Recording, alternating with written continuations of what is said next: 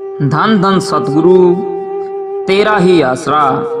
सन 1965 में मैं अपने गांव के कुछ अन्य सत्संगियों के साथ दरबार में सत्संग पर गया हुआ था। परमपिता जी की मेहर द्वारा मुझे उसी दिन ही तेरावास में जाने का समय मिल गया। कुल मालिक के नजदीक से दर्शन करके मैं बहुत खुश हुआ। मेरे साथी प्रेमियों ने परमपिता जी से मेरे बारे में बताया कि यह 11वीं कक्षा में 3 बार फेल हो चुका है, जिस कारण से ये बहुत निराश रहता है। उन्होंने परम दयालु दाता जी से मुझ पर दया मेहर करने की प्रार्थना की।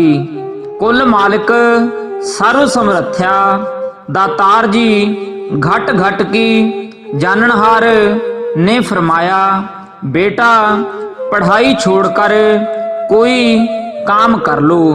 कुल मालिक के इलाही वचनों के अनुसार मैं पीएपी पुलिस में बिना किसी सिफारिश के भर्ती हो गया। उसी दिन से मुझे अपने सतगुरु जी के प्रति दृढ़ विश्वास हो गया। परम पूजनीय सतगुरु जी की रहमत से ही मैं रंगरूटी में भी दूसरे स्थान पर रहा। ट्रेनिंग पूरी कर लेने के बाद मुझे श्रीनगर में नियुक्त कर दिया गया। हालांकि श्रीनगर का इलाका मेरे लिए बिल्कुल नया था, क्योंकि मैं पहली बार वहां पर गया था। परंतु वहां पहुंचकर मुझे ऐसा लगा जैसे कि वह इलाका मैंने पहले भी कभी देखा है। अचानक मुझे काफी समय पहले आए एक स्वप्न की याद आ गई। उस सपने में मैंने बेपरवाह मस्ताना जी महाराज तथा परमपिता जी के बहुत पास से दर्शन किए थे। बेपरवाह जी वहां किसी जगह पर विराजमान थे। उन्होंने अपना एक हाथ तो पूजा परमपिता जी की तरफ तथा दूसरा हाथ श्रीनगर की वादियों की तरफ किया हुआ था। तब मुझे वह सपना साकार लगा तथा मुझे इस बात का विश्वास हो गया कि यहाँ प्रदेश में परमपिता जी स्वयं मेरी रक्षा करेंगे। एक दिन मैं अपने किसी दूसरे साथी के साथ किसी अन्य ट्रेनिंग से वापस लौट रहा था।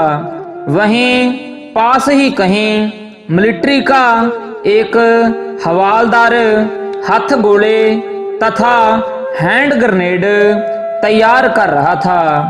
जब हम दोनों उसके नजदीक पहुंचे तो एक हथगोला उसके हाथ से छूटकर जमीन पर आ गिरा। उसमें सेफ्टी पिन भी नहीं था। अचानक सूबेदार ने वह सब कुछ देख लिया। उसने तुरंत घबराई आवाज में सभी को सावधान करते हुए हुक्म दिया, ले डाउन, अर्थात जमीन पर लेट जाओ। सूबेदार काफी दूर था, इसलिए उसकी आवाज मुझे सुनाई नहीं दी। वह बम नहीं फटा। यह कुल मालिक परमपिता जी की अपने प्रेमी पर रहमत का प्रत्यक्ष कमाल था, वरना बचाव का कोई भी अन्य रास्ता नहीं था। हवालदार ने भी इसी बात को स्पष्ट करते हुए कहा कि भाई, ऐसे लगता है जैसे आप में से किसी की भगवान के साथ दोस्ती है। स्वयं भगवान ने ही इस हथगोले को फटने नहीं दिया, उसी ने ही हम सबकी जान बचाई है, वरना सबके चीथड़े उड़ते नजर आते। मैंने अपने सतगुरु परमपिता जी का लाख लाख धन्यवाद किया। मैंने अंदर से भी महसूस किया, जब मैं उसी रात मालिक के ध्यान में नाम सुमरण करने बैठा, तो वही सारा दृश्य ज्यों का त्यों मैंने अपने अंतर हृदय में देखा। मैंने यह भी देखा कि परमपिता जी ने स्वयं अपनी लाठी से ग्रेनेड को दबा रखा है। मुझे विश्वास हो गया कि पूज्य परमपिता जी ने ही मेरी रक्षा की है और मेरे कारण दूसरे लोग भी बच गए हैं। शिष्य कहीं भी रहे, देश प्रदेश, जंगल बियाबान, उजाड़ पहाड़, चाहे वह 7 समुंदर पार भी है, उसका सतगुरु शब्द रूप में हर वक्त उसके अंग संग रहता है तथा उसे हर खतरे से बचाता है, जैसा कि उपरोक्त घटना से प्रमाणित है। धन धन सतगुरु तेरा ही आसरा, धन धन सतगुरु तेरा ही आसरा। सन 1965 की बात है। एक बार परमपिता जी भागी बंदर गांव में सत्संग करने गए। उस गांव के सभी लोगों ने परमपिता जी का हार्दिक स्वागत किया। गांव वालों के प्रेम व श्रद्धा विश्वास को देखकर परमपिता जी बहुत ही प्रसन्न हुए और वचन फरमाया, भाई, यह भागी बंदर बड़े ही भागों वाला गांव है। यहाँ के लोग आज अपने भाग्य बनाएंगे। कुल मालिक परमपिता जी को अति खुश मिजाज में देखकर गांव वालों ने परमपिता जी की हजूरी में वर्षा के लिए प्रार्थना की। गांव वालों की पुकार सच्ची थी, क्योंकि पिछले 3 वर्षों से उनके इलाके में कोई खास बारिश नहीं हुई थी।